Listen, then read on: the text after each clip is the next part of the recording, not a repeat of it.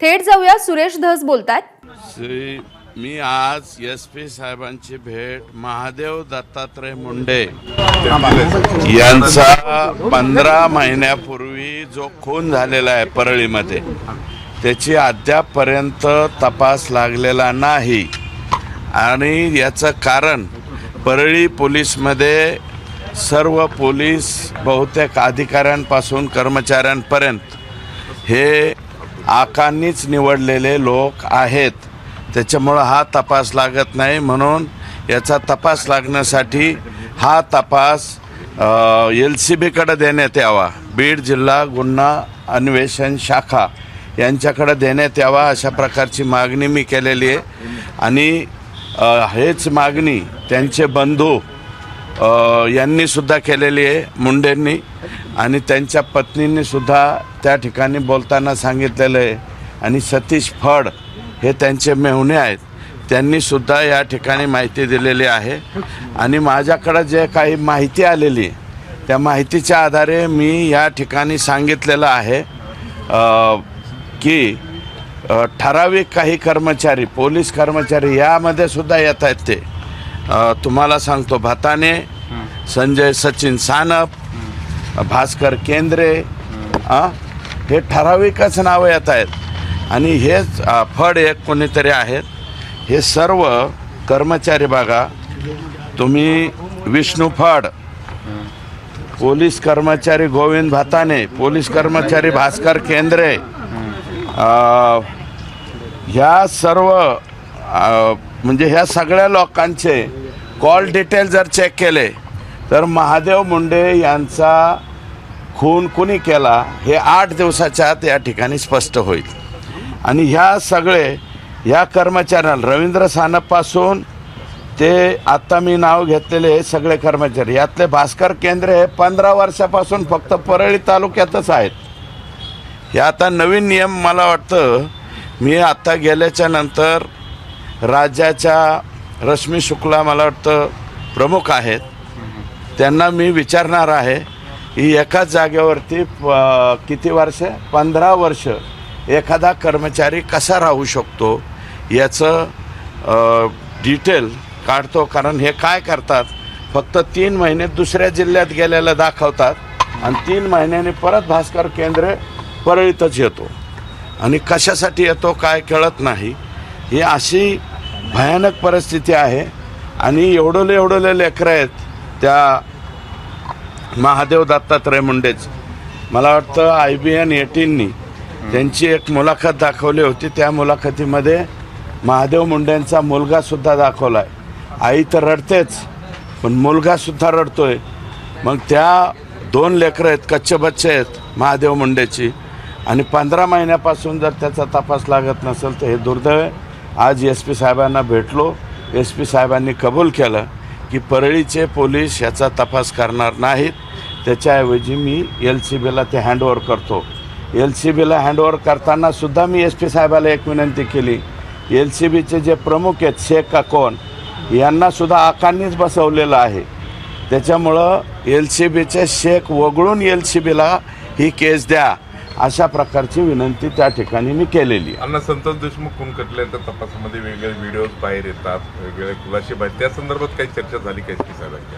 नाही, मी बोललो ना, आता त्याच्यामध्ये त्याचा तपास CIDकडे चाललेला आहे। त्याच्यामुळं त्या केसच्या बाबतीत मी त्याचे जे प्रमुख आहेत बसवराज तेली यांना सोमवारची वेळ मागितलेली आहे। तिकडं माझ्याकडं ज्या अपडेट्स आलेले आहेत ते सोमवारी, आणि कोणाकोणाचे नंबर चेक करायचे हे बसवराज तेली साहेबांना सोमवारी जाऊन बोलल। न्यायालयीन चौकशी सुद्धा याच्यामध्ये नेमलेली आहे, त्या चौकशीचं काय स्टेटस आहे, त्या समितीचं काय काम सुरू आहे? हे पहा, न्यायालयीन चौकशी म्हणजे राज्य सरकारकडनं हायकोर्टाला कळवलं जातं। हायकोर्टाला कळवल्याच्या नंतर हायकोर्ट नाव देतं, त्याप्रमाणे मला वाटतं अहलुवालिया यांचं नाव आलेलं आहे। आणि ते माननीय उच्च न्यायालयाचं दर्जा असल्यामुळं त्याच्यावरती अधिक बोलणं उचित नाही। ते त्यांची आता सुरूच होईल ना, ऑर्डर निघेल त्याची चौकशी चालू होईल। पोलीसचं SITचं काम करील आणि जी याच्यामध्ये न्यायालयीन चौकशी नेमली, ती न्यायालयीन चौकशीचं काम. या संदर्भात मी आज जे आलेलो आहे ते मी महादेव मुंडे यांच्या मर्डर प्रकरणाबद्दल आलेलो आहे. महादेव मुंडेचे खुनी पुढच्या 15 दिवसाच्या आत सापडले पाहिजेत अशा प्रकारची विनंती. काल एक कॉल रेकॉर्डिंग बाहेर आली, पोलीस अधिकारी अण्णाला बोलतो वाल्मिक अण्णाला गुन्हा दाखल करू नका असं रेकॉर्डिंग व्हायरल झाली. हे कोणीतरी, मला वाटतं काय नाव आहे त्यांचं, मिस्टर बल्लाळ देव, त्या प्रभासच्या पिक्चरमध्ये होता एक बल्लाळ देव. मिस्टर बल्लाळ हे जे असे वागणारे लोक बीडमध्ये बरेच झाले, त्याच्यामुळं तर हे स्तोम माजलं ना. बीड जिल्ह्यामध्ये हे जे प्रकार झालेले आहेत, पोलीस बळ आमचं पूर्णपणे बदनाम झालं, मुन्नी बदनाम हो गई, तशी अवस्था आमच्या पोलीस बलाची झाली. त्याचं कारणच हे आहे, ते असे बल्लाळसारखे. आणि त्या दिवशी बघा, नुसतं कालचाच व्हिडिओ काय घेऊन बसले, वाल्मिक कराड यांना कोर्टातून जेलमध्ये नेताना वाल्मिक कराडचा संतोष कांबळे नावाचा PA कसा बसल त्याच्याबरोबर याची काळजीसुद्धा बल्लाळ घेत होता. तो व्हिडिओ नाही का तुमच्याकडं? तो सुद्धा व्हिडिओ दाखवा ना, त्या दिवशीचा तो व्हिडिओ दाखवा. तोच म्हणतोय संतोष कुठे या, लवकर रोहित लवकर या. अरे बाप रे, अरे काय चाललंय. आणि काही कर्मचारी म्हणजे गुन्हेगार आम्हाला कोणत्या जेलमध्ये पाठवा हे सांगायला लागलेत. लातूरचं जेल मागतायत, कशासाठी मागतायत त्याची सुद्धा सगळं माहिती आहे माझ्याकडं. फक्त ऑर्डर होऊ द्या, मग नंतर सांगतो मी. मात्र अण्णा महादेव गीते प्रकरणामध्ये रवी सानप जे तपासी अधिकारी होते ते आरोपीपर्यंत पोहोचले होते, मात्र त्यांना रवींद्र सानप हे त्यांच्यापर्यंत पोहोचले होते अशी माझी त्याच्या. आणि रवींद्र सानप हा स्वाभिमानी अधिकारी आहे.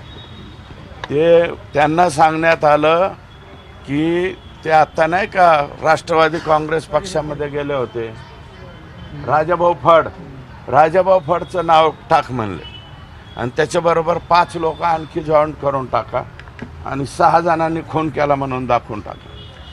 आणि ज्या वेळेस हे महादेव मुंडेचा खून झालाय, या कालावधीत सुशील कराड आणि श्री कराड, सुशील कराड हे वाल्मिक अण्णाचे चिरंजीव आहे, आणि श्री कराड यांचे या दुबे, मला वाटतं मुंबईवरनं कोण आणलेले आहेत, अतुल दुबे सायबर तज्ज्ञ यांना आणले. 6 मोबाईल क्रमांकावरून वाल्मिक कराड यांचे चिरंजीव सुशील आणि श्री या 2 मुलांनी पोलीस निरीक्षक रवींद्र सानप, त्याच्यानंतर विष्णू फड, गोविंद भताने आणि भास्कर केंद्रे, परत हीच नावं काय आता, या 6 मोबाईलला अर्धा पास सतत मला वाटतं 100 वेळा 150 वेळा मोबाईल केलेले. मग महादेव मुंडेचा खून झाला त्यावेळेस यांच्या घरातून त्यांच्याकडं फोन कसं काय जातात याचाही तपास झाला पाहिजे.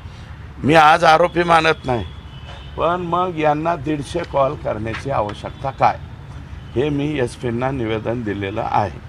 आणि 150 कॉल चेक केले गेलेत कोणाकडून, जे मुंबईवरून सायबर तज्ज्ञ आणलेले आहेत, ते दुबे नावाचे जे सायबर तज्ज्ञ आहेत, त्यांनी त्यांचं मत या ठिकाणी नोंदलेलं आहे. एक ट्विट आव्हाडांनी एक ट्विट केला आहे आज सकाळी. त्या व्हिडिओमध्ये एक महादेव गीते नावाच्या व्यक्तीचा तो व्हिडिओ आहे हॉस्पिटलमधून. मात्र ते महादेव गीते आता जेलमध्ये आहेत आणि ज्यांच्यावर त्यांनी आरोप केले ते मात्र बाहेर दिसतात. महादेव गीते जेलमध्ये आहेत आणि त्यांनी ज्यांच्यावर आरोप केले, ज्यांनी गोळीबार केला असं त्यांचं, ते मात्र बाहेर आहेत. म्हणजे असं झालंय का? ट्विट केलंय, जर आता जितेंद्र आव्हाड साहेबांनी ट्विट जर केलं असेल तर मला वाटतं ते खरोखर तपासलंच गेलं पाहिजे. आणि मी जे म्हणलं ना आता कृष्णाजी, की ठराविक जेलची मागणी वगैरे या आरोपींकडनं होऊ शकते. माझं म्हणणं आहे की या आरोपींना मराठवाड्याच्या बाहेर आता ज्यावेळेस यांची MCR होतील मराठवाड्यामध्ये यांना ठेवण्यात येऊ नये, शक्यतो पश्चिम महाराष्ट्रही नको, यांना विदर्भामध्ये तिकडं जरा लांब पाठवलं पाहिजे, कारण तिकडचे जेल जरा वेगवेगळे अधिकारी असतील तिथं. लातूरला परिस्थिती जरा गंभीर आहे. अण्णा वाल्मिक कराडशी संबंधित असलेल्या लोकांची अनेक ठिकाणी प्रॉपर्टी दिसून येते, यामध्ये ईडी चौकशी झाली पाहिजे अशी मताची तुम्ही मांडणी करणार? ईडीची नोटीस लागलेली आहे, फक्त आम्ही आता कागद गोळा करतोय आणि ते सगळे ईडीकडे नेऊन घालतो. तुम्ही तक्रार करणार स्वतः वेगळी? मी तक्रार करणार आहे. आणि आता इथं मांजर सोंब्याला सापडले ना 20-25 एकर, हे काय आत्ता 7-12 आलाय. इथं जमीन घेतली जाधवच्या नावावर, जाधवच ना, जाधव मंगल बबन जाधव, काय ते सेम नाव आहे त्यांच्यावरती, ज्योती मंगल जाधव हे नाव कॉमन आहे सगळीकडंच.